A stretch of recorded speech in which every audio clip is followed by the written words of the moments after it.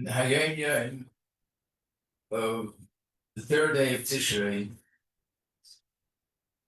tells the story how the Majeski spoke about the Avodah of Tshuva, and he explained it in a very deep, very profound way.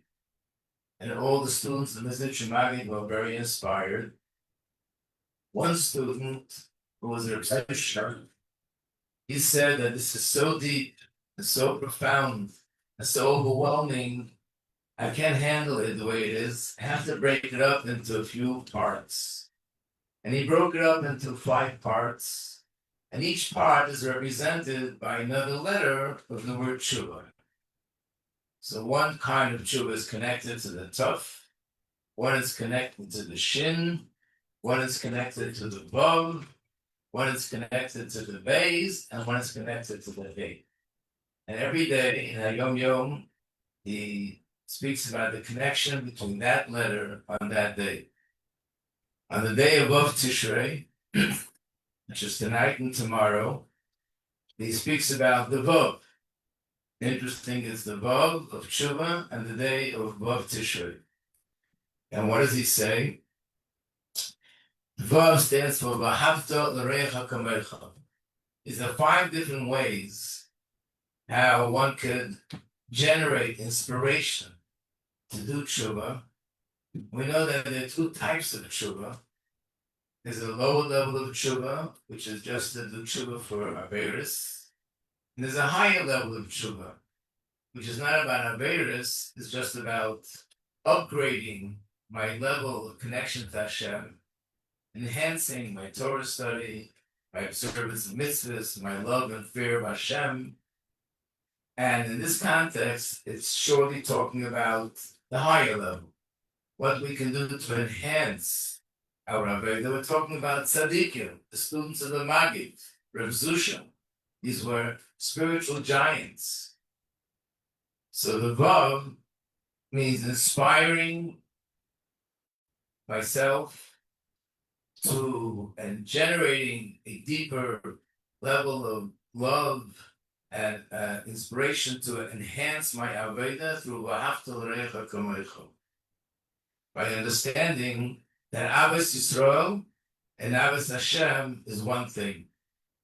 In other words, this means that by me spending time to do a favor to another Yid, not only this won't detract from my Avodas Hashem and my connection to Hashem, on the contrary, this will only enhance my Avodas Hashem, enhance my love and fear of Hashem and my connection to Hashem. To illustrate this with a story, it's also related to the time we're in right now. Perhaps the story is pretty famous, but nevertheless it's relevant to the time. That the Rebbe Yitzchak of Arditchever was in shul. It was the night of Kol Nidrei. As we know, this is like the most serious moment of the entire year. The Chazan is standing and saying Kol Nidrei. There are numerous people standing around and each one holding a Sefer Torah.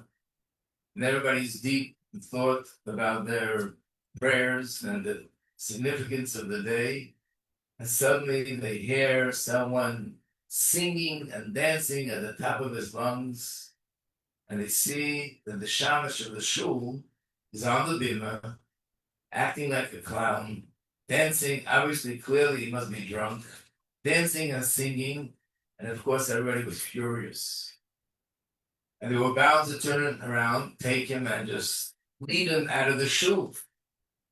Rabbi Yitzchak turned around, and he said, leave him, it's okay.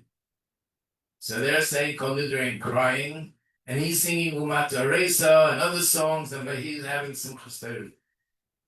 Everybody was very puzzled why the Rabbi Yitzchak would allow such behavior.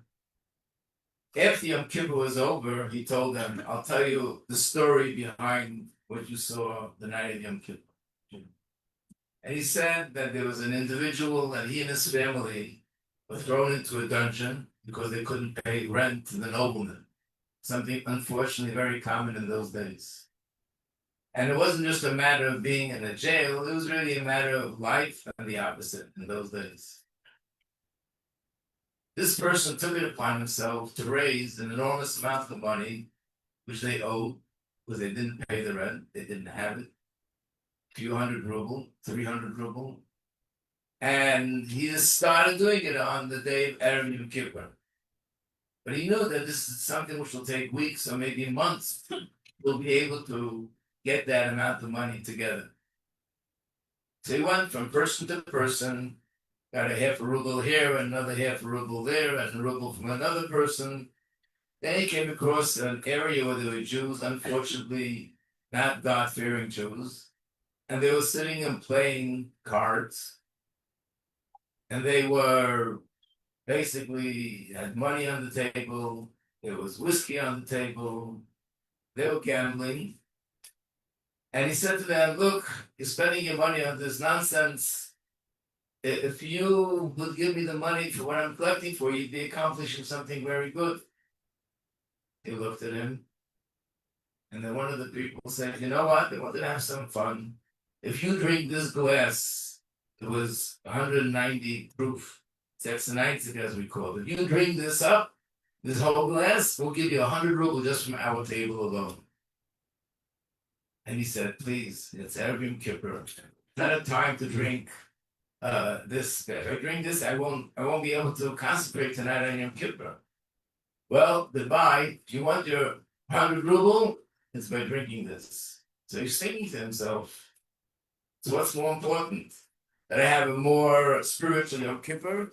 Imagine 100 ruble, I can get this family out of their jail probably weeks earlier than I would have imagined. And finally, his better judgment said, okay, I'll drink it. He drank it, and they kept their word. They gave him 100 ruble.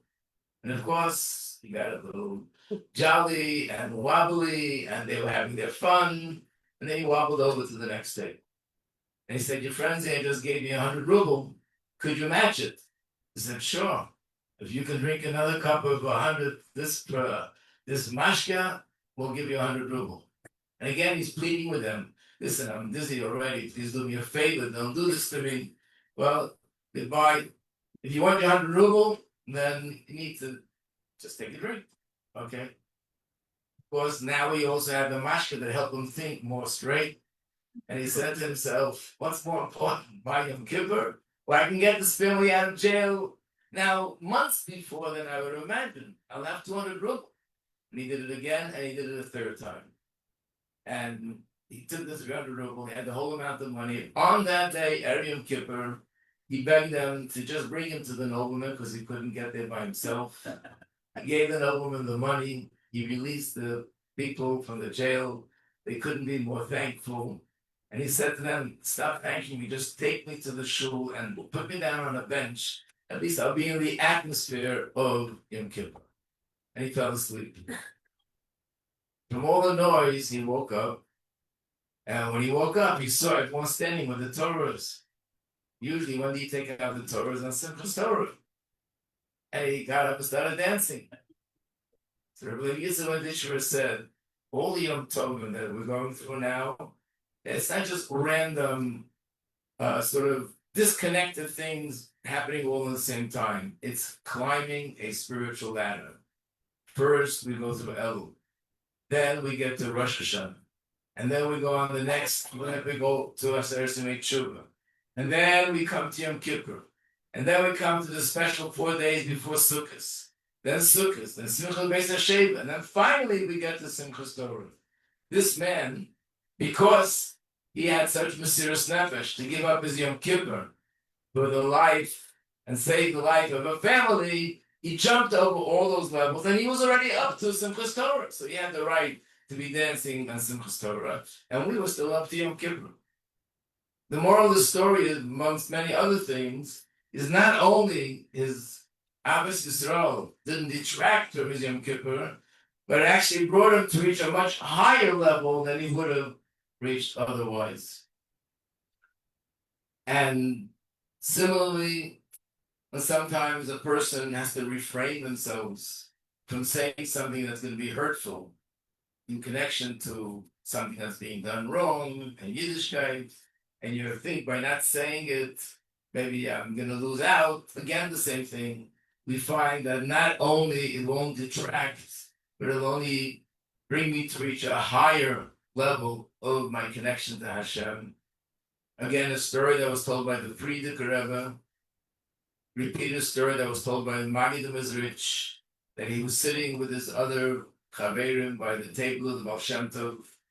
The Baal Shem Tov was not in an ordinary simcha mood as he usually is, and they, who are themselves great tzaddikim, tried to do everything to make the Baal Shem Tov more of a simcha. No matter what they did, it didn't help. Suddenly a Yid walks in. His name was David. The Rebbe actually gave a whole sikha, why David. As soon as the Baal Shem Tov sees him, his face lights up, smiles, becomes transformed. And he gives him wine, and he gives him challah. And the Talmidim were thinking to themselves, how does this make any sense?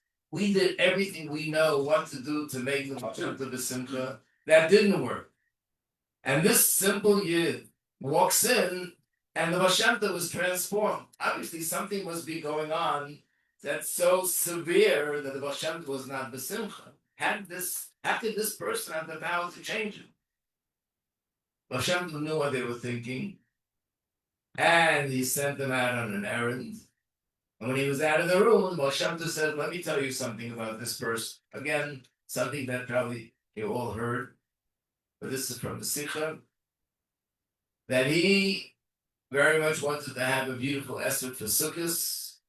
He didn't have the money, so he saved penny by penny by penny. I don't know if it was 1 year or in a few years, he finally got enough money to buy a beautiful esrog. And it was not even easy to go to the place to get the esrog. He made all the effort, bought the esrog. He was flying from joy that he got such a beautiful esrog. Finally, his dream came true. But when he came home, his wife looked at him and said, where did you get this beautiful esrog from? And he said, he saved up penny by penny. And she said, and we here in the house, we're having such a hard time just getting basics, bread and butter and milk and eggs, and you all spend money on a beautiful esrog. And she went into a rage. She grabbed the esrog, bit off the pitum, which made it puzzle, and that was the end of his esrog. And he said to himself, okay, probably I don't deserve it to be a esrog, obviously. Didn't say a word, didn't answer. Baal Shem Tov said, these were his words, that the pleasure that the Eibishter had from the fact that this person contained himself. At that moment, the Eibishter didn't have this pleasure since the day that Avraham Avinu brought Yitzchak to the Akedah. And he contained his love and refrained from not doing what Hashem wanted him to do. So basically, again, we see that by Abbas Yisrael not doing something to hurt someone, even if it looks like it's on the expense of something in Torah mitzvahs, the truth is the opposite. Through this, the person enhances his level of connection to Hashem at a much higher level. There's one more point that I want to add. What's the advantage of tshuva through v'ahavta l'recha kamecha? When a person does tshuva, we say in davening, Hashavenu, tshuva shlema, should be a complete tshuva. What does that mean? It should really be from the depth of the heart. It should really be from a deep, true place. But really, who can say that the tshuva is really deep and true? How can we know that for sure? But when it comes to v'ahavta l'recha kamecha, it's a different story. The Alter Rebbe was once traveling to the Mezritcha Magid, and he stopped off at an inn. This inn and the innkeeper were very unique. He was a wealthy man. Whoever stopped off at this inn, it was achrasas orchim. He didn't charge them any money for anything. They got free food. They had everything they needed. He himself personally went to every person to check if they had what they needed in food, in linen, whatever it is. Before they left, he would give them food for the road. Some people gave them money for the road. And naturally, when the people left, They were very thankful and grateful. So when the Alter Rebbe was there that night, this man knocked on the door and said to him, "I'm curious to know, where are you traveling?" And he said, "I'm going to the Magid Mizrich." And he said, I suspected it. Obviously, he saw the Alter Rebbe as somebody special. I have a question, I have a dilemma. Please, could you help me? And he tells him about what he does. When people leave here, they're thanking me, they're complimenting me, they're praising me, they're expressing their gratitude. And I'm thinking to myself, am I really doing this be'emes? Or I'm doing this because I'm getting all these compliments and all these blessings and all these praises. And if I'm not doing it be'emes, maybe I shouldn't do it altogether. So the Rabbi answered him, the people that come in that are hungry, they get satisfied be'emes. So it doesn't really matter what you feel or don't feel. When you do something for another person, the benefit that that person has is be'emes. And therefore, the tshuva is be'emes.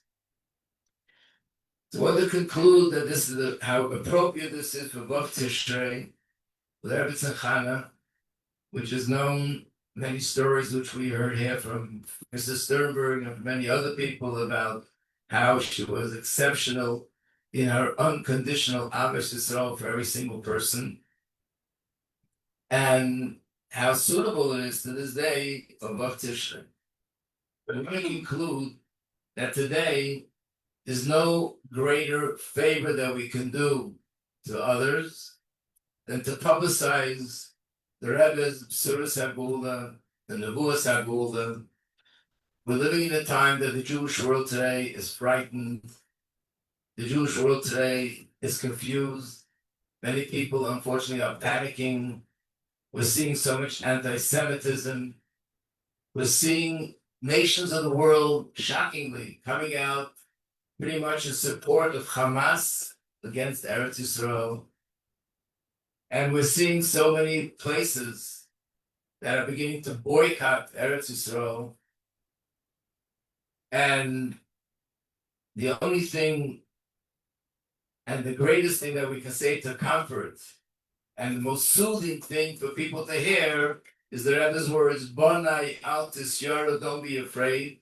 Higia azman gulaschem, that the time of redemption has come, and everything we see happening is only part of that process leading up to the redemption.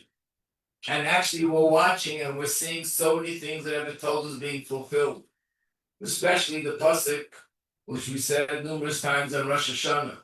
There'll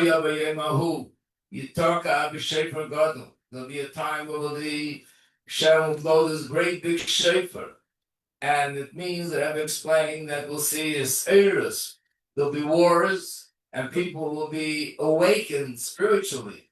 And we see this happening now. Just Arab Yontif, there was a video circulating of a interview with a secular woman, apparently somebody famous in Israel, talking about her 16-year-old daughter, that she and her friends are experiencing this craving and yearning for spirituality, and she goes to slichas every day, and she started to wear a skirt, not only she, but all her friends, and then she said that statistics show that a third, listen to the number, a third of the young people this age are searching and want to get more involved in spirituality since October 7th. Clearly fulfillment of this nevuah. So the Eibush to help that we should see that this nevuah will come to complete fruition. And as we stand now, just days before the second base, first base of English was built by Shlomo Melech in Tishrei, the 8th day of Tishrei. We should see the third base of English, and we should see our Rebbe, the Erev Basar. We'll see Rabbi Tzachana, the Kitzu, Ranu, Sheikhni, Ofra, should be taken from Yad Mamish. I also want to add, today is also the yahrzeit of someone who many of the women who lived in this building, he was their teacher, their mentor.